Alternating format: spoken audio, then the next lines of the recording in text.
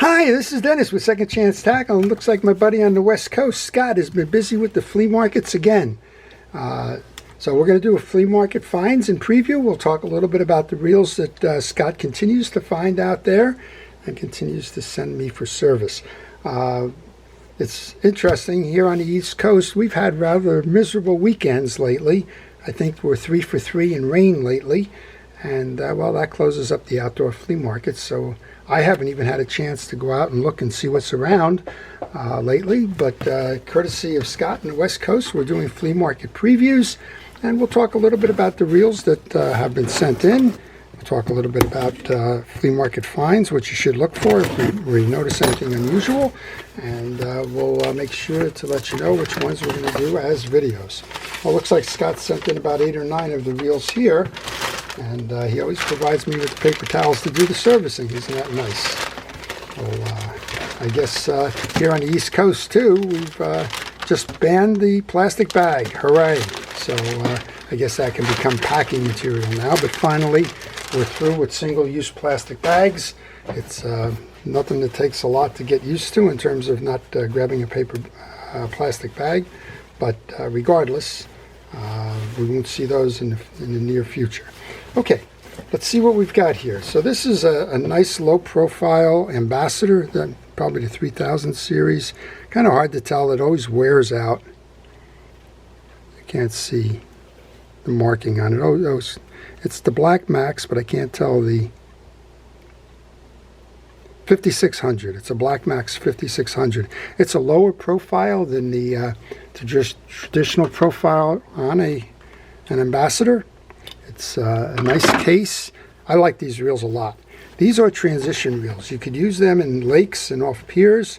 You can use these for casting, and you can use these inshore ocean. It's a very versatile reel. This one, well, seems to be working fine. We'll tune that one up for Scott, and we'll make sure that it works. Scott continues to find these. I love these reels. This one's probably okay. This is actually branded by Wilcox, Iowa. You'll see this reel in a couple of different versions. Almost all the time you'll see one. I think I have it. It's the Sears 910 series maybe. And when you look at the Sears reel, just look underneath and it says engineered and manufactured by Daiwa, or designed by Daiwa. This one's completely stuck. Wow. All right, Scott. So if you're at the flea market, first thing you want to check for when you're evaluating the purchase of a reel is, does it work? Well, it's not turning here. It's stuck. Next thing, is it complete? We've got side plates. We've got badging. Got the handles. Looks like the reverse is on. Looks like the bail is tripping. You have the knob. So it's not a parts reel. Don't try to wrench the reel if you want to turn it. Rather, try to turn the spool. And if you're getting any movement at all, it's usually an indication that it's just bad grease. And if it's bad grease, that can be cured pretty easily, and we'll do that on this reel to show you. When you're turning the spool, see if the handle is turning. And this handle is turning.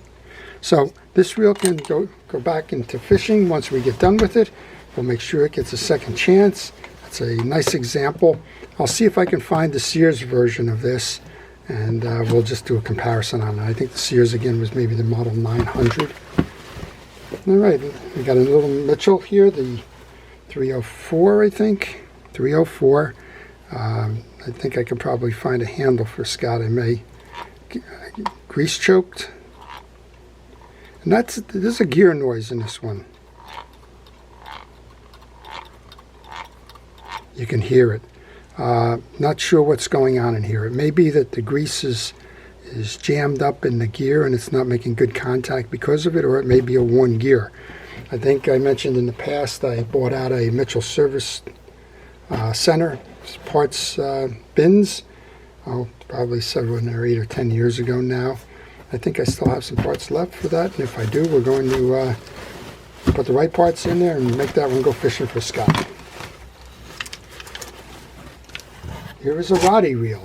This is a nice one. I'm trying to see where this one was made. No indication. But this one is suffering cosmetically. It's lost its chrome. That's something you want to check for.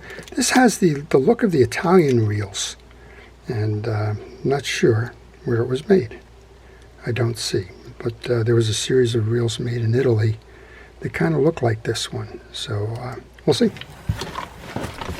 Roddy was the fella's name. Roddy was a rod maker too, interestingly enough, and when they did their rods, well, they built a complementary set of fishing reels to go on those rods. This is the Zebco. I think Scott's the only one who ever sends me in Zebcos to do. Let's see if that's holding or not. Well, this. I guess that's another tip. Shake it. It's got something loose inside. This is a fun one too. This is the Beige spinster. It's got the half bail on this, and Beige was originally made in France, I believe, and Beige was the importer, Beige brown. And then when the French couldn't supply the reels any longer, I believe during the war, well, Beige basically came back to the U.S., made them here. And this is Airex, a division of Lionel, Lionel being the Lionel Train Corp. Again, grease-stroked. I'm not sure these are the same reels because this one's black and the rest of the case is aluminum. That may have been substituted for a broken one. I guess we'll find out a little bit more about that. So if you like to see these types of videos, please subscribe to my channel. If you want to see more of these, the best thing to do is hit the notification button after you subscribe. And when you do that, you're going to see which ones I'm doing, which ones I'm working on, and they will be posted, and you'll be able to make a judgment as to whether that was one that you want to watch or not. So Scott gave me another one here. This is a Zebco Omega 1. This one seems to be doing a little bit better. Yeah, it seems like it has the line release, and hopefully he got 2 for 1 on those Zebco deals. So Zebco stands for Zero Hour Bomb Company. Those of you that have been watching know that it is Zero Hour Bomb Company. Did not build bombs for the war. Zero Hour Bomb Company in Tulsa, Oklahoma. Well, what they built was bombs to put out oil well fires. And I guess the concussion of it would create a vacuum, and that would cause the fires to go out. So we've got a bent bail here, a terribly bent bail here. I'm not sure that can be corrected without snapping that wire. It's a 710. It's the greenie. The other big issue here is that bail. The rest of it seems to be working fine. I'm not sure if we're going to be able to find a spool for that. And here's the big brother. This is the Penn Spin Fisher 700. Almost all of these came with that aluminum carrier below it. This is a skirted spool, which means that the spool rides the rotor above the trappings rather than inside. This one is a one where the spool will be inside the reel. 700 is the saltwater edition. You're hearing that we got a click on the side, a rub. That oftentimes means that there's a washer missing underneath here.